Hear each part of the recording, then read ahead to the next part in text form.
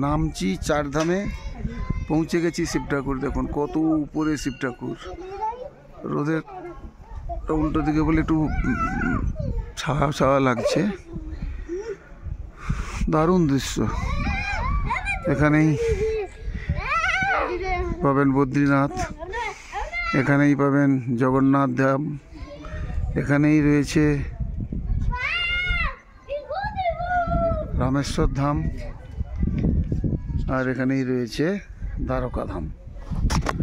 এই চার ধামের পুরোটাই এখানে রয়েছে, প্লাস দ্বাদশ জ্যোতির্লিঙ্গের সব মন্দিরগুলি, দ্বাদশ লিঙ্গ এখানে রয়েছে, দ্বাদশ জ্যোতির্লিঙ্গ।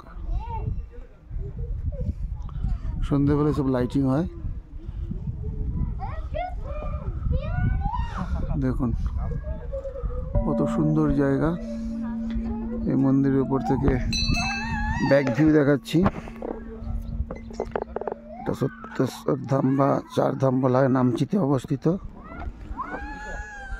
ভেতরে টিকিট নেয় 50 টাকা করে ওঠার জন্য। মনোরম পরিবেশ, প্রকৃতির বুকে মনোরম পরিবেশ। মন্দিরের ভিতরে ছবি তোলা বারণ, তার বাইরের দৃশ্য দেখাচ্ছি। বাইরের ছবি তুলছি, দেখুন কত মনোরম পরিবেশ। এই সত্যেশ্বর ধাম, একে চার ধাম বলা হচ্ছে। ভারতের যেখানে যত দেবদেবী রয়েছে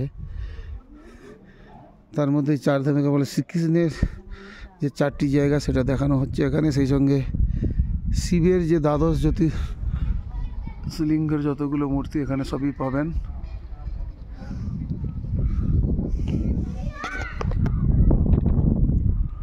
অর্থাৎ বদ্রীনাথ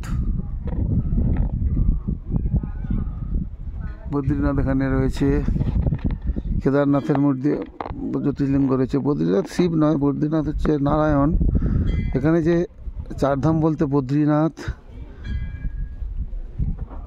চারধাম বলতে পুরীর জগন্নাথ ধাম, চারধাম বলতে রামেশ্বর ধাম, চারধাম বলতে দ্বারকা। এই 4টি মন্দির ওইদিকে সামনের দিকে দেখতেই পাচ্ছেন। আর বাকি শিব মন্দিরের আপনার দ্বাদশ জ্যোতির্লিঙ্গের সমস্ত কিছু এখানে দেখতে পাবেন, দেখাবো। দেখতে থাকুন, সুস্থ থাকুন, ভালো থাকুন। নমস্কার।